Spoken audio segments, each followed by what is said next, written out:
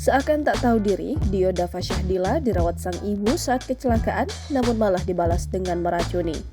Hal tersebut dikatakan oleh paman Dio, Sukoco, yang menceritakan masa lalu tersangka pembunuhan keluarga di Magelang tersebut. Pada tahun 2019 lalu, Dio disebutkan pernah hampir meninggal. Dio saat itu memang tengah mengalami tragedi kecelakaan.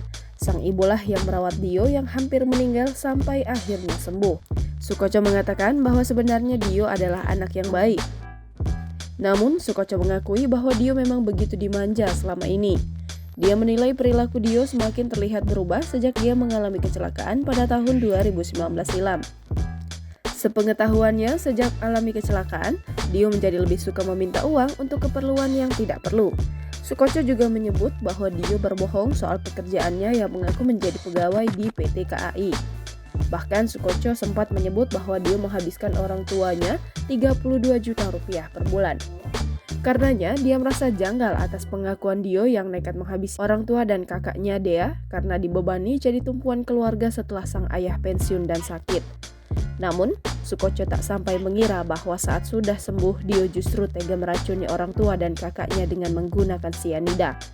Mengenai perubahan perilaku Dio yang disebutkan pihak keluarga, PLT Kapolresta Magelang AKBP Muhammad Sajarot Zakun masih mendalami hal tersebut. Sajarot menilai sampai sejauh ini kondisi kejiwaan Dio juga dalam kondisi stabil sehingga dirasa belum perlu dilakukan tes kejiwaan. Di sisi lain, meski sudah terancam hukuman mati, DDS alias Dio yang membunuh ayah, ibu dan kakaknya menggunakan racun seakan tak menyesal. Hal itu terlihat dari penampilan Dio saat diperiksa penyidik di Polres Magelang, Jawa Tengah. Mengenakan kaos tahanan warna oranye nomor 14 dan tangan terborgol, Dio sama sekali tak menampilkan ekspresi menyesal. Alih-alih menunduk seperti yang dilakukan mayoritas tersangka, Dio justru berjalan dengan kepala tegak dan tatapan yang tajam. Dalam kasus ini, Dio bakal dikenakan pasal 340 KUHP tentang pembunuhan berencana dan ancaman maksimal hukuman mati. Sebelum ditetapkan sebagai tersangka, sikap Dio di lokasi tewasnya ketiga korban di rumahnya yang terletak di Dusun Prajen, Desa Mertoyudan, Kabupaten Magelang pada Senin 28 November 2022 juga membuat polisi heran. Pasalnya sikap Dio begitu tenang, tak seperti sedang berduka meski satu keluarganya tewas secara bersamaan.